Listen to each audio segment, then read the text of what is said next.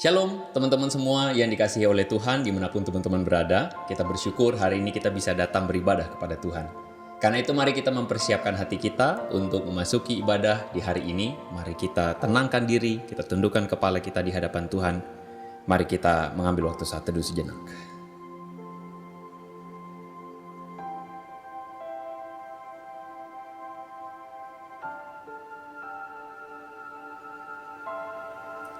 Ibadah ini kita mulai dengan satu pengakuan bahwa pertolongan kita datangnya daripada Tuhan pencipta langit dan bumi. Tuhan yang menebus kita. Turunlah atas kita kiranya kasih karunia dari Allah Bapa, Allah Putra, dan Allah Roh Kudus. Amin. Halo teman-teman, gimana kabarnya? Semoga masih sehat dan baik-baik saja ya. Sekarang mari kita siapkan hati kita untuk masuki ibadah kita pada hari ini. Kita pujikan above all, karena hanya Dialah satu-satunya Allah yang maha tinggi dan Allah di atas segala hal. Above all powers, above all king, above all nature and all created things, above all wisdom and all the ways of man. You were here before the world began. Above all kingdoms, above all thrones, above all wonders the world has ever known, above all wealth and treasures of the earth, there's no way to measure what you were. Crucified, laid behind a stone, you lived to die, rejected and alone, like a rose trembled on the ground. You took the fall and taught of me above all.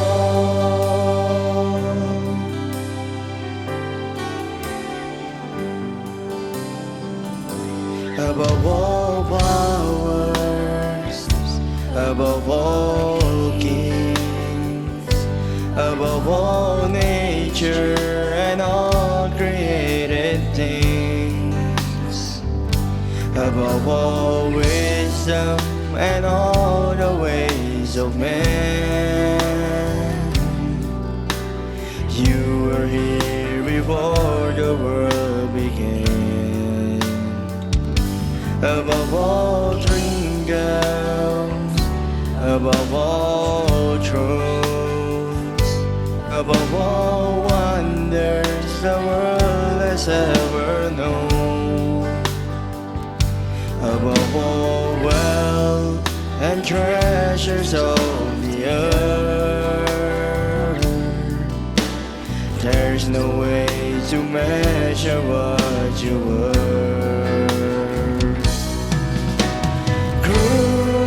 Crucified, laid behind a stone, you lived to die, rejected and alone, like a rose trembled on the ground. You took the fall and taught of me above all. Crucified and laid behind a stone, you lived to die, rejected and alone, like a rose trampled on the ground. You took the fall and taught of me above all.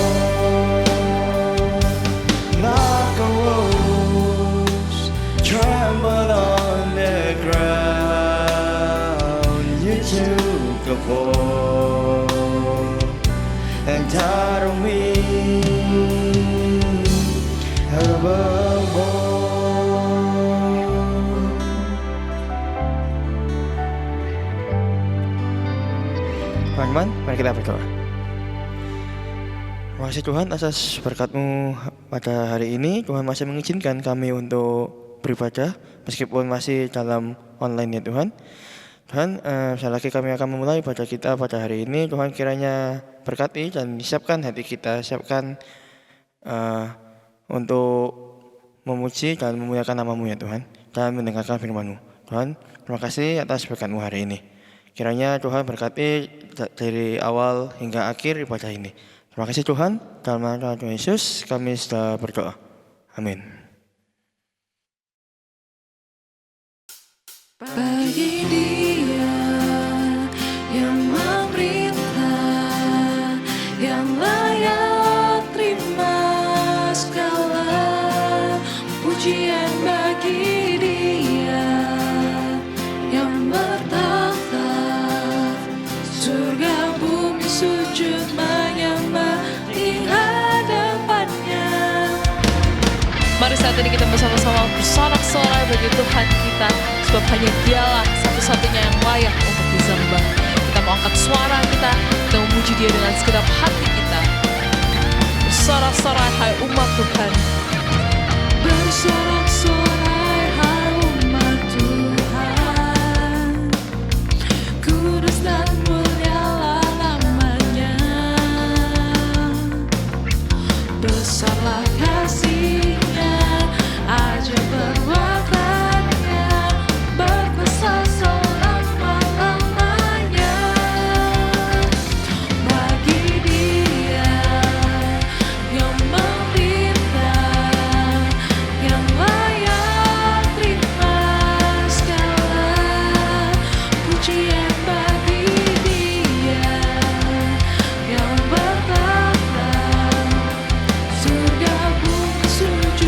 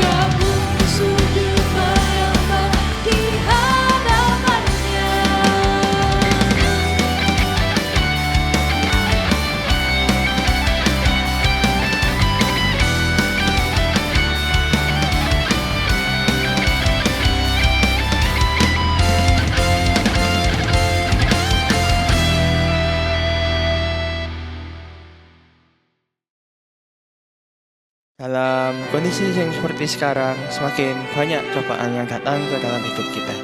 Tetapi percayalah bahwa Tuhan selalu ada dan selalu beserta kita, karena hanya Dialah satu-satunya Allah penolong yang sejati.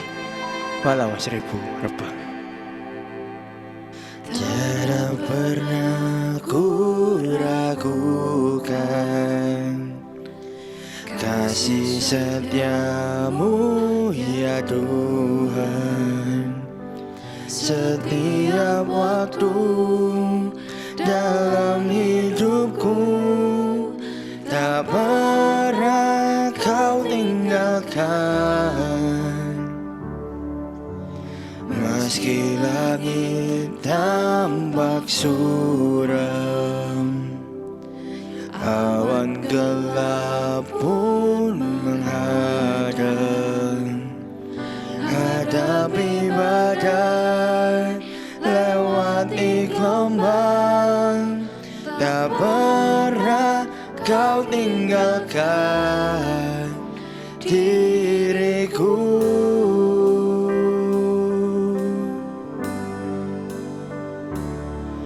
Walau 1000 rebah di sisiku, kau tetaplah Allah penolongku. Walau 10.000 rebah di kananku, takkan ku goyah sebab Yesus sertaku.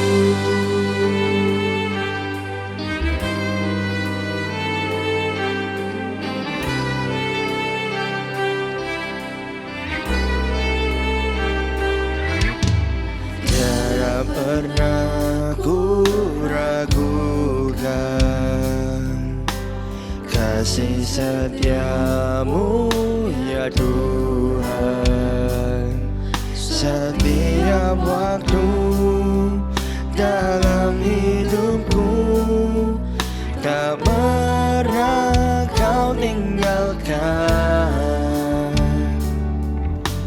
Meski langit tampak suram, awan gelap pun menghadang, hadapi badai, lewati gelombang, tak pernah kau tinggalkan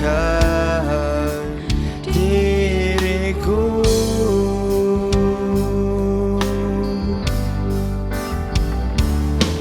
Walau 1000 rebah di sisiku, kau tetaplah Allah penolongku. Walau 10.000 rebah di kananku, takkan ku goyah sebab Yesus sertaku. Walau 1000 rebah di sisiku, kau tetaplah Allah penolongku. Walau 10.000 rebah di kananku, takkan ku goyah sebab Yesus sertaku. Takkan ku goyah sebab Yesus sertaku.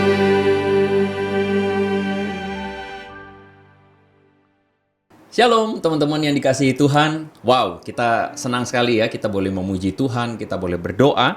Dan sekarang saatnya kita akan sama-sama mendengarkan perenungan firman Tuhan. Dan hari ini tema yang akan kita bahas menarik sekali.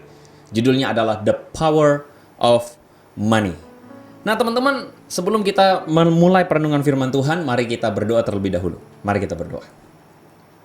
Bapa di sorga, kami berdoa memohon kasih karunia daripada Tuhan.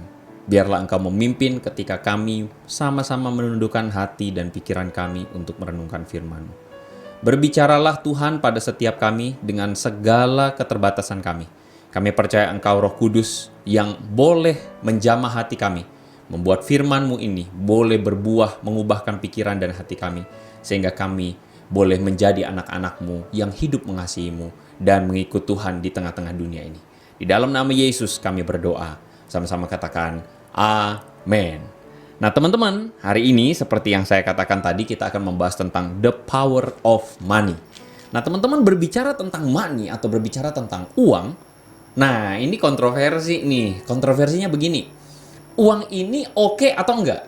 Ya, yay or nay begitu ya.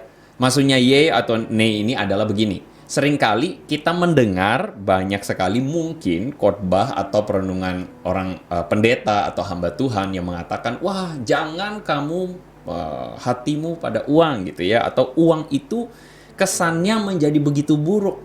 Kenapa? Karena uang itu bisa membuat kita tertarik jatuh dalam dosa. Jadi uang itu seakan-akan jadi dosa gitu ya, kalau kita hidup mengejar uang begitu ya. Nah, tetapi di satu sisi yang lain, kita mesti mengakui bahwa sebenarnya kita itu juga suka sama uang. Siapa sih yang nggak suka sama uang di antara kita? Bahkan kita pasti punya cita-cita nanti kalau misalnya saya sudah besar, saya bekerja, saya bahkan berkarya, ya saya ingin dong penghasilan yang baik. Nah, tetapi seringkali kita dihadapin dengan sebuah dilematis. Karena kayaknya nih ya, by feeling nih ya, kita tahu bahwa Alkitab seringkali mengatakan bahwa jangan kamu menjadi hamba mamon atau uang. Nah, kali ini kita akan sama-sama berbicara tentang mamon, berbicara tentang uang itu juga, harta benda, materi. Dan kita akan sama-sama menelusuri apa yang firman Tuhan katakan tentang mamon dari Lukas pasal 16 ayat 1-9, dan kita akan baca ayat yang ke-11 nanti ya. Teman-teman, kita akan simak perkataan atau perumpamaan pengajaran Yesus tentang mamon ya. Mari kita lihat. Lukas pasal 16 ayat 1-9, firman Tuhan berkata begini. Dan Yesus berkata kepada murid-muridnya, ada seorang kaya yang mempunyai seorang bendahara. Kepadanya disampaikan tuduhan bahwa bendahara itu menghamburkan miliknya. Lalu tuan itu memanggil bendahara itu dan berkata kepadanya, apakah yang kudengar tentang engkau? Berilah pertanggungan jawab atas urusanmu, sebab engkau tidak boleh lagi bekerja sebagai bendahara. Nah, lalu kata bendahara itu di dalam hatinya, apakah yang harus aku perbuat? Tuanku memecat aku dari jabatanku sebagai bendahara. Mencangkul aku tidak dapat, mengemis aku malu. Wah, aku tahu apa yang akan aku perbuat. Supaya apabila aku dipecat dari jabatanku sebagai bendahara, ada orang yang akan menampung aku di rumah mereka. Apa yang dilakukan bendahara tersebut? Lalu bendahara itu memanggil seorang demi seorang yang berhutang kepada tuannya. Katanya kepada yang pertama, berapakah hutangmu kepada tuanku? Jawab orang yang berhutang itu, 100 tempayan minyak. Lalu katanya kepada orang itu, inilah surat hutangmu, duduklah dan buat surat hutang yang lain. Sekarang juga, 50 tempayan. Lalu kemudian bendahara ini berkata kepada yang kedua, berapakah hutangmu? Jawab orang yang kedua itu, 100 pikul gandum. Katanya kepada orang itu, inilah surat hutangmu, buatlah surat hutang yang lain, 80 pikul. Nah, lalu tuan itu memuji bendahara yang tidak jujur, karena dia telah bertindak dengan cerdik. Sebab anak-anak dunia lebih cerdik terhadap sesamanya daripada anak-anak terang. Dan aku, Yesus, berkata kepadamu, ikatlah persahabatan dengan mempergunakan mamon yang tidak jujur, supaya jika mamon itu tidak dapat menolong lagi, kamu diterima di dalam kemah yang abadi. Oke, teman-teman gak salah baca, gak salah lihat, gak salah dengar ketika teman-teman melihat ayat yang terakhir. Yesus berkata, ikatlah persahabatan dengan mamon. Dan kemudian kita yang mendengar itu langsung kemudian terheran-heran, loh kok bisa gitu kan ya. Kok bisa Yesus ngomong begitu? Kenapa begitu? Karena ya seringkali kita mendengar khotbah yang mengatakan bahwa kita jangan pernah menjadi atau bersinggungan dengan mamon, karena mamon itu jahat, berhala, begitu kan ya. Kebanyakan kita mendengarkan dari mimbar-mimbar Kristen begitu. Mamon itu berhala, berhati-hatilah karena nanti kamu akan masuk neraka, begitu kan ya. Tetapi ternyata di dalam bagian ini Yesus mengatakan ikatlah persahabatan dengan mamon. Nah ini kaget kan, kita heran kan, loh kok bisa Yesus ngomong begitu? Makanya ya kita heran gitu ya, kita kaget. Nah teman-teman, perumpamaan ini kita harus lihat dengan hati-hati begitu ya. Kita akan telusuri nih di dalam perenungan ini. maksudnya Yesus ngomong begitu tuh apa gitu? Apakah Yesus berarti meminta supaya kita itu mengejar uang? Apakah itu berarti Yesus meminta kita itu untuk hidup cuman cari duit sebanyak-banyaknya? Nah, kita lihat baik-baik ya perumpamaan yang Yesus ajarkan. Jadi konteks perumpamaan tentang bendahara yang tidak jujur ini, yang kita sudah ikutin tadi ceritanya, adalah cerita tentang seorang bendahara yang akan dipecat oleh tuannya. Nah, jadi ketika dia dipecat, dia mikir, terus kemudian dia panggil orang-orang yang berhutang kepada tuannya. Kenapa dia bisa panggil ya? Karena dia bendahara. Jadi dia tuh yang pegang aset gitu loh teman-teman, yang pegang duit, kayak misalnya di kelas, ada bendahara kelas, kayak gitu. Nah, kemudian dia memberikan surat hutang yang baru. Jadi ceritanya surat utangnya ini adalah surat utang yang direkayasa begitu ya ceritanya. Jadi direkayasanya bagaimana? Yang tadinya berhutang 100 tempayan dibikin sama dia jadi 50. Yang tadi berhutang 100 pikul gandum lalu kemudian dibikin sama dia 80 pikul gandum. Menarik ya? Jadi ini rekayasa nih, ini bohongan nih gitu ya. Jadi surat utangnya dipalsuin, angkanya diturunin gitu. Nah, tetapi menariknya bendahara ini kemudian dipuji. Nah, ini menarik. Dipuji oleh tuannya. Kenapa? Karena tuannya menilai bahwa bendahara ini bertindak cerdik.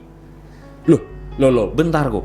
Loh, kok dipuji? Kan bendahara itu nipu. Bendahara itu membuat tuannya lebih rugi. Ya dong, rugi. Karena yang tadinya tuannya mesti terima bayaran 100 tempayan minyak, malah jadi 50. Kan gitu kan? Ditipu kan tuannya, gitu kan? Nah, tetapi ingat, yang dipuji ini bukan karena bendaharanya nipu, tetapi yang dipuji ini karena bendahara ini cerdik, dikatakan cerdik. Loh, kenapa? Begini dulu, kenapa bendahara ini melakukan hal kayak begitu? Nah, dikatakan begini, bendahara itu bilang begini, apa yang harus aku perbuat? Jadi bendaharanya kan mau dipecat nih. Terus ceritanya kemudian bendaharanya mikir, gue mesti ngapain? Gue bakal kehilangan pekerjaan gue bakal habis nih, kayak begitu teman-teman ya. Akhirnya bendahara itu putar otak lalu dia ingat, karena tuanku bakal memecat aku, gue ini kan mencangkul nggak bisa karena kerjaannya cuman urusin duit gitu kan. Mencangkul nggak bisa, ngemis juga aku malu. Nah, kalau karena itu, gue tahu apa yang gue bisa perbuat. Makanya di ayat itu dikatakan, apabila aku dipecat dari jabatanku sebagai bendahara, ada orang yang akan menampung aku di rumah mereka. Jadi teman-teman, kita bisa melihat bahwa bendahara ini kenapa melakukan perbuatan penipuan itu, rekayasa itu. Tujuannya adalah orang-orang yang berhutang sama tuannya ini bakal berhutang budi sama bendahara ini. Ya dong. Orang-orang yang berhutang sama tuannya akan berhutang budi sama si bendahara. Contoh, misalnya kita lagi ujian gitu kan ya. Kita lagi ujian UTS atau UAS, terus kita tuh sorry itu saya agak-agak lemot gitu ya. Agak-agak lemot, gue nggak bisa nih kuasai pelajaran ini atau atau subjek ini, gue nggak ngerti dosennya ngomongin apa gitu. Nah, lalu muncullah malaikat penolong gitu ya, murid yang pintar di kelas, lalu dia ajarin kita. Nah, karena dia ajarin kita, terus kemudian dia bilang, ini nih kayaknya gue kenal dosen ini nih, nanti keluar soalnya gini. Nah, otomatis kita berhutang budi kepada si murid pintar itu, ya nggak? Kita berhutang budi. Karena itu nanti kalau lain kali misalnya dia minta tolong, nah kita akan tolongin dia. Karena apa? Karena kita udah utang budi. Nah, jadi bendahara ini pengen supaya orang-orang yang berhutang kepada tuannya yang bakal pecatin dia ini berhutang budi kepada si bendahara. Jadi kalau waktu dia dipecat, nanti ada yang nampung dia gitu loh. Jadi dia nggak terlantar di jalan gitu kan. Nah, itu ceritanya. Nah, jadi begini. Cara bendahara ini cerdik meskipun curang gitu ya. Dia curang karena dia merekayasa dong, itu nipu dong, itu salah, clearly itu salah. Dan Yesus tentu tidak memuji cara bendahara ini yang salah, tidak. Tetapi yang Yesus puji adalah bendahara ini meskipun curang, dia ini cerdik karena dia memikirkan tentang masa depan. Jadi dia pikirin tentang masa depan. Ntar kalau misalnya gue dipecat, gue terlantar gimana? Jadi gue mesti kerjain apa yang gue punya hari ini untuk mempersiapkan diri untuk masa depan. Amin. Nah, orang yang cerdik itu adalah orang yang memikirkan tentang masa depan. Orang yang memikirkan tentang nanti gue bakal ngapain. Siapa di sini adalah tim yang hidup hanya untuk hari ini? Ya, hidup untuk hari ini adalah ya bangun, makan, main game, tidur, repeat. Cuman itu aja yang kita kerjain. Nah, ingat loh, orang yang bijaksana adalah orang yang memikirkan, wah nanti gue mesti ngapain ya, ntar gue akan gimana ya. Ngomong-ngomong melipir sedikit ya, pernah ada satu masa nih, waktu gue di Ambon kerusuhan. Jadi waktu itu kerusuhan, sekolah nggak ada dong, sekolah ditiadakan. Lalu kemudian sehari, 2 hari, gue happy banget, serius gue happy banget. Kenapa? Karena jujur deh, kita sebagai murid sekolah apa sih yang kita rindukan? Libur. Amin. Iya. Jadi libur yang menyenangkan itu berlangsung selama 1 hari, 2 hari, 3 hari, 1 minggu, 2 minggu. Gue happy banget. Sampailah satu masa di mana udah mungkin 1 bulan, 2 bulan nggak sekolah sama sekali. Barulah di situ gue tersadar. Wah, kalau begini caranya, gimana masa depan gue ya, gitu loh. Gimana ya nanti masa depan saya? Kalau saya sehari ini nggak belajar, nggak ngapa-ngapain, ntar jadi apa saya? Nah, barulah muncul kebijaksanaan gitu loh teman-teman. Nah, kadang-kadang kita itu tidak mampu bijaksana, kita nggak mampu cerdik. Makanya Yesus bilang bahwa anak-anak dunia ini lebih cerdik kadang-kadang dibandingkan anak Tuhan. Karena kadang-kadang anak Tuhan itu meskipun agamanya Kristen, tetapi apa? Ya pikirannya nggak bijaksana. Nah, saya percaya teman-teman semua, youth dan teens GKA Gloria, ya, teman-teman harus bijaksana, amin. Ya, karena itulah Yesus mengajarkan kepada murid-muridnya, ya, sekali lagi bukan supaya anak-anak Tuhan menipu, bukan ya, awas loh ya. Tetapi Yesus mengajarkan supaya anak-anak Tuhan pun harus cerdik. Kenapa cerdik? Seperti bendahara ini, dia menggunakan semua yang dia punya, otoritas dia sebagai keuangan, dia tahu siapa yang berhutang pada tuannya. Jadi dia pakai segala sesuatu untuk jaga-jaga kalau dia dipecat dia aman gitu loh teman-teman. Nah, kata cerdik yang digunakan di sini menggunakan kata phronimos. Apa itu phronimos? Phronimos itu diartikan bijaksana, cermat, pandai. Artinya dalam bagian ini, orang yang cermat atau orang yang phronimos adalah orang yang menggunakan segala sesuatu dengan cermat dan tepat sasaran. Cermat dan tepat sasaran. Dan orang yang menggunakan segala sesuatu itu sesuai fungsi dan kedudukannya. Jadi maksudnya gini, semua yang kita punya di dalam hidup itu harus dipakai sesuai dengan fungsi dan kedudukannya dan cermat. Begitu.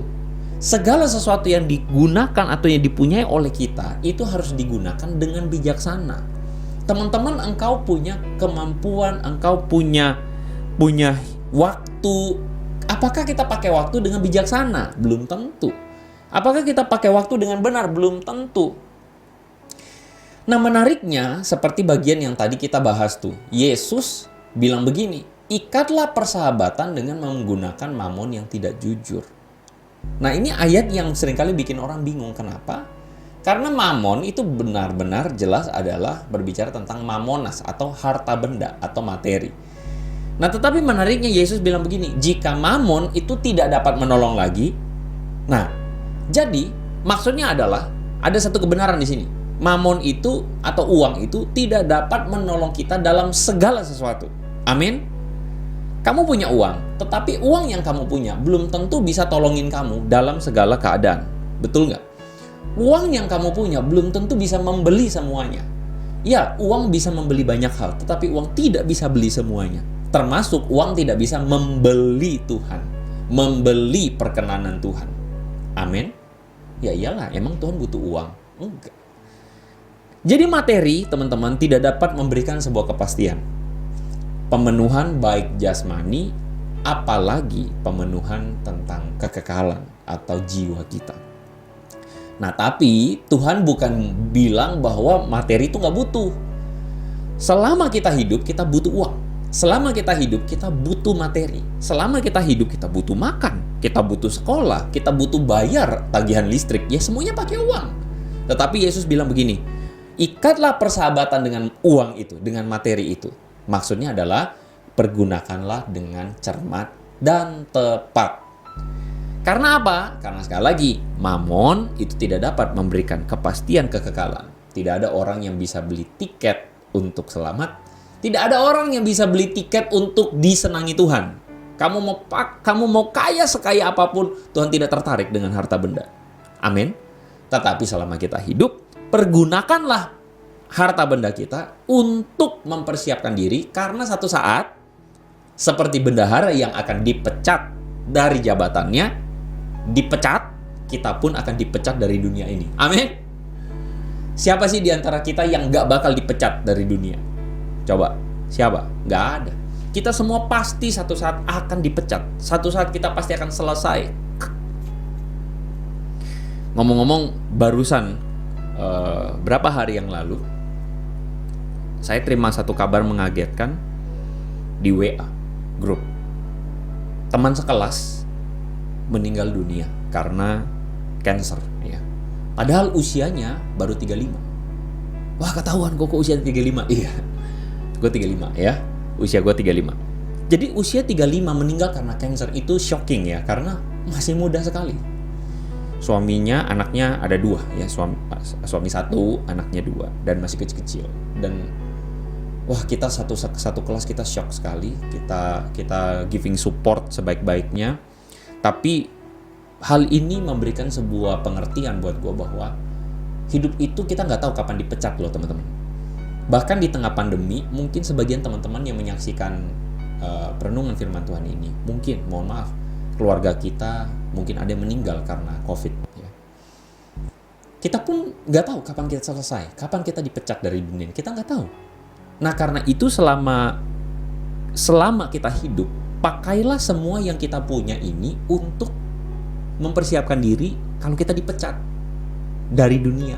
Karena nanti Tuhan akan minta pertanggungjawaban atas semua yang Tuhan kasih sama kita loh, serius. Saya percaya bahwa nanti ketika kita ketemu sama Tuhan, pertanyaan Tuhan bukan kamu percaya Yesus atau enggak. Bukan itu. Karena isunya adalah ya kita udah percaya Yesus, kita selamat. Maksudnya adalah kita hidup bagi Yesus, ya kita akan bersama-sama dengan Yesus. Tetapi nanti isunya adalah Tuhan akan tanya, semua yang aku berikan kepadamu itu, apakah kamu pakai untuk kekekalan atau kamu pakai untuk kemuliaan Tuhan? Itu pertanyaan Tuhan. Kok bisa? Kok yakin pertanyaannya kayak gitu? Iya. Masih ingat gak perumpamaan tentang talenta? Jadi ada yang dikasih 1 talenta, ada yang dikasih 2 talenta, 5 talenta. Yang 5 digandakan jadi 10. Yang 2 digandakan jadi 4. Yang 1 dikubur teman-teman. Padahal kalau kita dikasih 5, 2 sama 1 lebih gampang pakein atau menggandakan yang 1, bukan yang 5, bukan yang 2. Tetapi yang 1 ini malas, gak ngapa-ngapain, dan udah dia biarin aja. Yang 5 dan yang 2 malah rajin, lalu kemudian memakainya untuk satu saat diminta pertanggungjawaban sama tuannya. Nah, ini cerita lagi ngomong hal yang mirip dengan mamon tadi. Mamon itu salah satu dari talenta yang Tuhan kasih sama kita. Semua yang Tuhan percayakan selama kita hidup, waktu kamu lahir, kita semua lahir dengan keluarga yang kita punya, dengan semua harta benda materi yang kita punya hari ini, semuanya, listen to me carefully, semuanya akan diminta pertanggungjawaban dari Tuhan. Apakah kamu menggunakan semua yang aku kasih, kata Tuhan, untuk hal yang benar, atau kamu pakai untuk percuma? Take it for granted. Itu pertanyaan Tuhan. Jadi orang Kristen itu harusnya bukan cuma mikirin tentang ini, oh nanti mati masuk surga. Enggak, please jangan jadi orang Kristen kayak gitu. Orang Kristen harus berpikir, bagaimana saya yang Tuhan kasih sama saya akan saya pakai untuk Tuhan. Begitu. Teman-teman, perumpamaan talenta tadi lagi ngomong tentang semua yang tidak kekal itu harus dipakai untuk kekekalan. Karena semua orang percaya, semua orang dipercayakan Tuhan dengan hidup di dunia yang gak kekal. Talenta yang tidak kekal dan sumber daya yang tidak kekal. Makanya ada lagunya kan.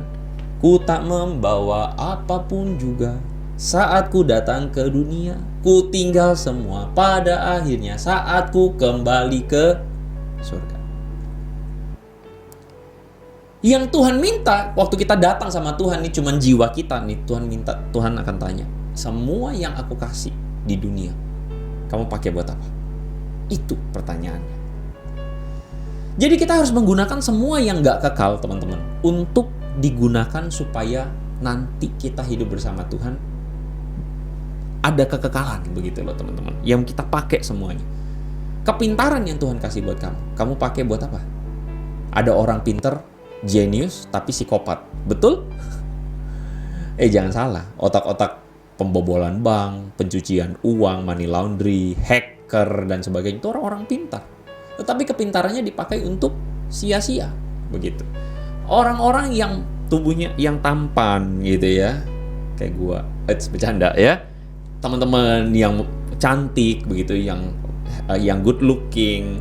Kamu pakai buat apa? Hanya buat untuk ngegebet semua orang, hanya buat untuk macarin semua orang, hanya buat pamer-pamer, atau kamu pakai untuk kemuliaan Tuhan? Begitu loh.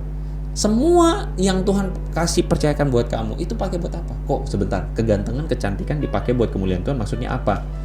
Gini teman-teman, kegantengan dan kecantikan misalnya itu pasti menarik orang, betul? Tapi biarlah melalui kecantikan kita, kegantengan kita, orang bisa lihat bahwa cantik di luar, cantik di dalam, gitu. Ganteng di luar, ganteng di dalam. Kita tunjukkan kualitas anak-anak Tuhan. Kok lu nyindir gua, kok gua jelek? Sorry, maaf gitu, gue bukan mau apa gitu ya. Tetapi tentu siapapun kita mungkin gak dipercayakan 5 talenta. Tapi kita dipercayakan 2 talenta, bahkan 1 talenta. Gue percaya siapapun kita pasti dipercayakan semua kebaikan dari Tuhan. Termasuk bukan cuma cantik atau cakep. Kamu punya uang, mungkin kamu dari keluarga yang cukup baik keuangannya. Uangmu kamu pakai buat apa? Uangmu kamu pakai hanya untuk senang-senang atau tidak? Makanya Yesus bilang di ayat yang ke-11, ini ayat ke-11-nya. Jadi, jika kamu tidak setia dalam hal mamon yang tidak jujur, siapa yang akan mempercayakan kepadamu harta sesungguhnya? Yesus bilang sama kita dengan clearly, untuk hal-hal yang duniawi kamu tidak setia. Untuk hal-hal yang duniawi kamu terlena. Kamu pakai untuk kesenangan diri kamu saja. Kata Yesus, siapa yang akan percayakan kepadamu harta sesungguhnya? Harta sesungguhnya itu apa? Kerajaan Allah, sorga.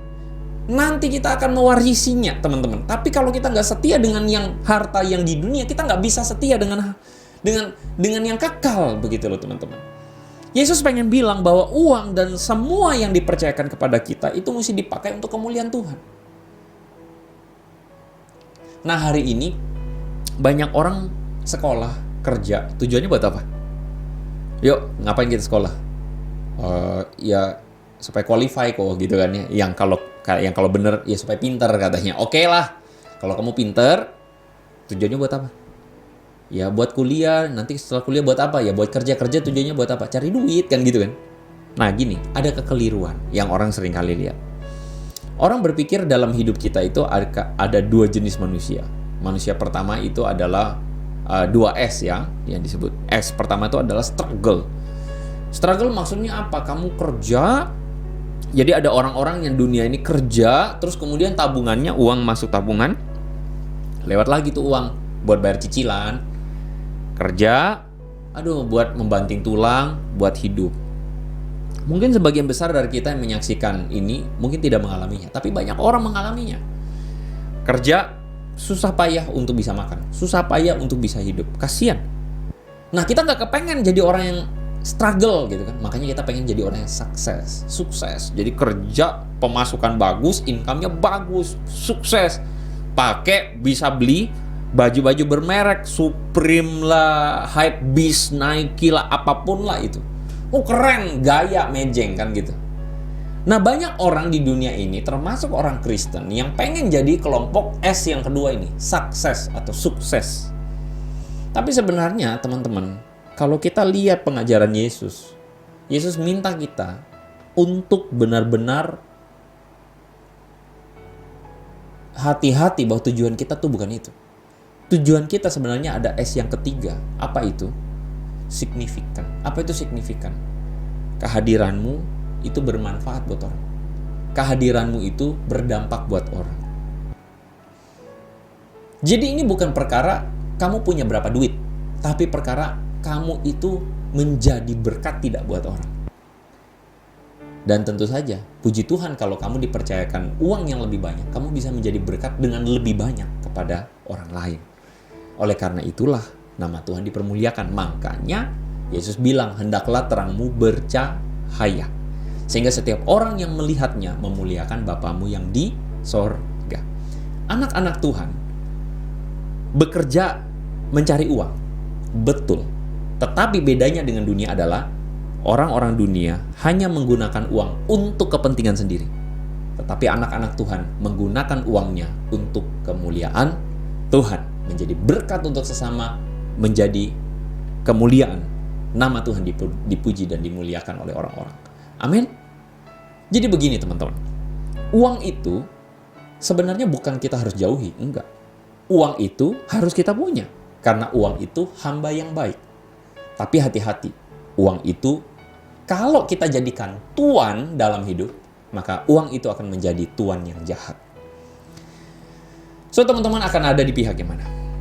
Uang itu memang berkuasa, uang itu memang sedap-sedap ngeri, tetapi kita jadi orang Kristen harus bijaksana, menggunakan uang semua yang Tuhan percayakan untuk kemuliaan nama Tuhan. Amin. Mari kita tutup perenungan firman Tuhan ini. Mari kita berdoa. Tuhan, hamba-Mu berdoa menyerahkan anak-anak-Mu yang boleh merenungkan firman-Mu, kami semua. Biar apa yang kami dengarkan bukan berlalu begitu saja, tapi firman-Mu boleh berbicara dan menolong kami supaya kami menjadi anak-anak-Mu yang memuliakan Engkau. Dengan semua yang Tuhan percayakan kepada kami, uang, harta benda, kemampuan, Tuhan kami pakai untuk supaya nama Tuhan dipermuliakan. Pakai anak-anak-Mu ini, berkati masa depan mereka, agar menjadi berkat buat banyak orang. Terpujilah nama Yesus, dalam nama-Mu kami berdoa. Amin. God bless you. Terima kasih kepada penginjil Andre Tunggal yang sudah menyampaikan kebenaran firman Tuhan bagi kita di hari Minggu ini. Kiranya pesan firman Tuhan yang diberikan kepada kita bisa menjadi kekuatan, berkat, dan ingat-ingatan buat kita menjalani kehidupan kita sepanjang minggu ke depan. Dan pada saat ini mari kita menyatukan hati kita mau datang kepada Tuhan, mau menyerahkan beberapa pokok doa yang bisa kita doakan bersama-sama. Mari saat ini kita datang berdoa. Bapa di sorga, kami bersyukur untuk apa yang Tuhan berikan dalam kehidupan kami. Terima kasih untuk kekuatan yang cukup, kesehatan yang cukup, berkat finansial yang cukup Tuhan, untuk kami melanjutkan kehidupan kami, untuk kami bertahan di dalam masa-masa hidup yang tidak gampang ini. Kami berterima kasih Tuhan untuk teman-teman kami juga yang sudah boleh melewati masa-masa pasca COVID Tuhan. Kami berterima kasih untuk pemulihan yang datangnya dari Tuhan. Terima kasih untuk dokter-dokter yang ada. Terima kasih untuk tenaga medis yang bekerja dengan baik. Terima kasih untuk obat-obatan, suplemen, vitamin, makanan, minuman, atau apapun Tuhan yang dipakai untuk pemulihan teman-teman kami dari COVID Tuhan. Kami bersyukur untuk anugerah Tuhan yang begitu besar dalam kehidupan setiap kami. Dan saat ini Tuhan, kami juga bersyukur untuk bangsa dan negara kami. Terima kasih Tuhan, kami sudah melewati tahun-tahun yang begitu hebat bersama dengan Tuhan. Kami sekarang ada di tahun-tahun yang memang sulit, tapi kami melihat ada campur tangan Tuhan yang terjadi di tengah bangsa kami. Terima kasih Tuhan, kami boleh memperingati di tanggal 17 kemarin hari kemerdekaan bangsa kami. Kami tahu Tuhan masih banyak perjuangan yang perlu kami lakukan. Untuk itu Tuhan, kami memohon Tuhan yang berikan kami hikmat, berikan kami vision dari Tuhan supaya kami mengerti kami ini ada di bangsa Indonesia bukan hanya mengharapkan Tuhan apa yang bisa diberikan bagi bangsa ini, tetapi kami mau Tuhan untuk berkontribusi bagi kemajuan bangsa kami. Kami tidak menjadi anak-anak muda yang pasif, tetapi kami menjadi anak-anak muda yang aktif untuk berkontribusi bagi kemajuan bangsa kami. Tolong kami Tuhan di setiap bidang pekerjaan yang sedang kami geluti sekarang. Kiranya kami boleh berkarya di sana. Kami boleh menunjukkan bahwa anak-anak Tuhan itu diberkati oleh Tuhan untuk memberkati bangsa ini, untuk memajukan bangsa ini. Dan kami datang berdoa Tuhan, kami bersyukur untuk teman-teman yang sudah naik dari kelas 6 dan sekarang masuk bersama-sama dengan kami di kelas 7, ada di teens sekarang Tuhan. Kami bersyukur untuk kehadiran mereka di tengah-tengah kami. Kami berdoa Tuhan, kiranya mereka juga boleh enjoy komunitas yang baru ini. Tuhan memberkati Tuhan adaptasi yang mereka lakukan sekarang. Kiranya mereka juga boleh menikmati masa-masa transisi mereka ke usia remaja. Pasti ada adaptasi tertentu yang tidak mudah untuk dilakukan. Tapi kami berdoa kiranya kami menjadi komunitas yang sehat untuk mereka. Menemani masa-masa mereka menjadi seorang anak remaja. Dan kami berdoa untuk spiritualitas mereka. Mereka akan semakin mengenal Tuhan dengan lebih jauh lagi, mengenal kebenaran firman Tuhan lebih dalam lagi. Tentunya mereka juga akan mengenal siapa diri mereka juga dengan lebih kompleks. Kiranya Tuhan kami hadir menjadi komunitas yang menjadi teman bagi mereka dalam masa-masa remaja ini. Dan Tuhan berkati spiritualitas mereka sehingga mereka juga bisa bertumbuh dengan baik Tuhan, mengenal siapa Tuhan yang mereka sembah dan mengenal kebenaran firman yang mengubahkan kehidupan mereka. Ini doa kami Bapa, di dalam nama Tuhan Yesus kami berdoa. Amin.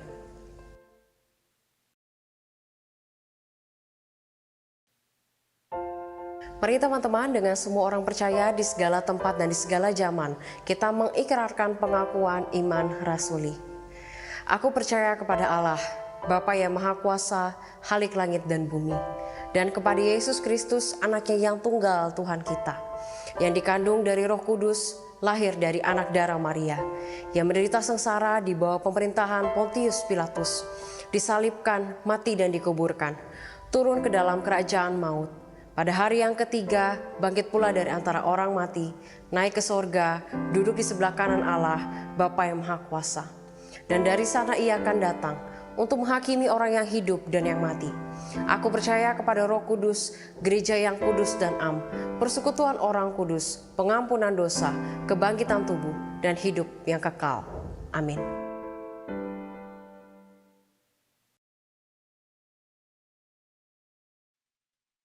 Biarlah kita tidak menyia-nyiakan anugerah yang telah diberikan bagi kita. Mari saat ini kita meresponi firman Tuhan, kita mempujikan Above All.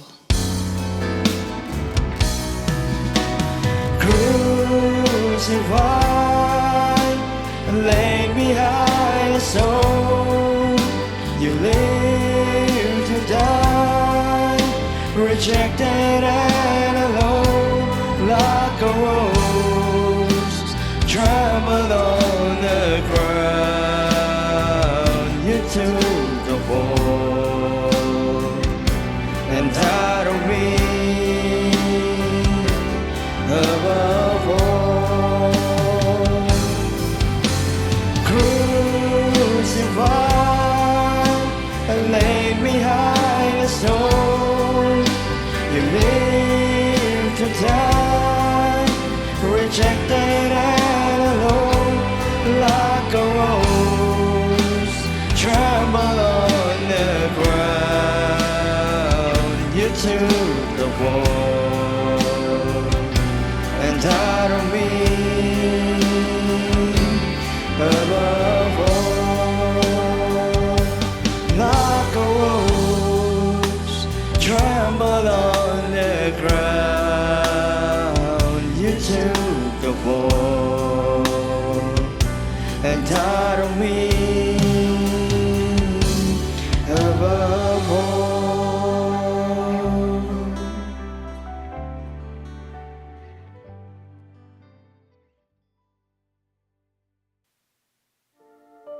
Kita bersyukur teman-teman, kita hari ini boleh beribadah di hadapan Tuhan. Dan biarlah kita sama-sama rindu untuk kita kembali dalam seluruh kehidupan kita, keseharian kita, sehari-hari, kita kembali dengan satu komitmen untuk mengasihi Tuhan, untuk menggunakan semua yang kita punya, termasuk uang kita, termasuk sumber daya kita, bagi kemuliaan nama Tuhan. Biarlah kita yang ingin pulang kembali dengan komitmen itu, teman-teman kita pun menerima berkat daripada Tuhan. Kiranya kasih karunia, damai sejahtera, kekuatan, pertolongan dari Allah Bapa Pencipta langit dan bumi, kiranya keselamatan dari Tuhan kita Yesus Kristus, serta penghiburan dan kekuatan daripada Allah Roh Kudus, menyertai setiap kita, semua yang kita kerjakan, keluarga kita, mulai dari sekarang sampai selama-lamanya. Yang percaya sama-sama katakan, Amin. Tuhan memberkati teman-teman semua.